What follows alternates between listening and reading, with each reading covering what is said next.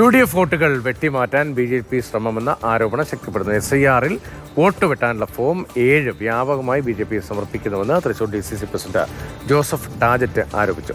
കോൺഗ്രസിന്റെ തദ്ദേശ തെരഞ്ഞെടുപ്പിലുണ്ടായ മുന്നേറ്റത്തെ അട്ടിമറിക്കാനാണ് ശ്രമമെന്നതാണ് ആരോപണം. ആ പ്രതികരണം കേൾക്കാം. അകാരണമായി കൂട്ടത്തോടെ വോട്ടർമാരെ വെട്ടിനീക്കാൻ ഫോം നമ്പർ 7 സമർപ്പിച്ചിരിക്കുകയാണ്. ഈ പേരുകൾ നിങ്ങൾ പരിശോധിച്ചാൽ ഇതൊക്കെ ആ പ്രദേശവുമായി ബന്ധപ്പെട്ട് നോക്കിയാൽ ഐക്യ ജനാധിപത്യ മുന്നണിക്ക് വോട്ട് ചെയ്യുന്നവരാണ് എന്ന് നമുക്ക് മനസ്സിലാക്കാൻ സാധിക്കും.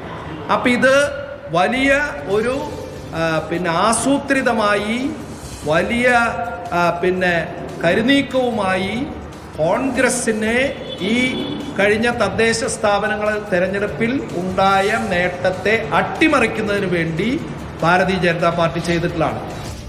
MS ലിഷോ വിവരങ്ങളുമായി. ലിഷോയി, തൃശ്ശൂരിലെ സുരേഷ് ഗോപിയുടെ ജയം, അതിന് പിന്നാലെ വ്യാജമായി നിരവധി വോട്ടുകൾ, മണ്ഡലത്തിൽ പുറത്തെ വോട്ടുകൾ ഉൾപ്പെടെ ചേർത്തുവെന്ന് വലിയ തോതിൽ ചർച്ച ചെയ്യപ്പെട്ടതാണ്.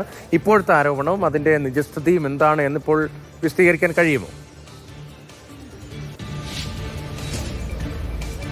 SIR-ന്റെ ഭാഗമായി ഈ വോട്ടർ പട്ടിക പുതുക്കലൊക്കെ തന്നെ നടക്കുന്ന ഒരു സമയമാണ്. ഈ സമയത്താണ് ഈ വോട്ടർ പട്ടികയിൽ നിന്ന് പേര് നീക്കം ചെയ്യേണ്ടവരുടെ പേരുകൾ അതുമായി ബന്ധപ്പെട്ട അപേക്ഷ നൽകേണ്ട ഫോം 7 നൽകുന്നത്. അത് രാഷ്ട്രീയ പാർട്ടികളും അതിനോടൊപ്പം തന്നെ അതത് ആളുകളും തന്നെ, അതായത് പേര് നീക്കം ചെയ്യേണ്ട അവരുടെ ബന്ധുക്കളും ഒക്കെ തന്നെയാണ് നൽകേണ്ടത്.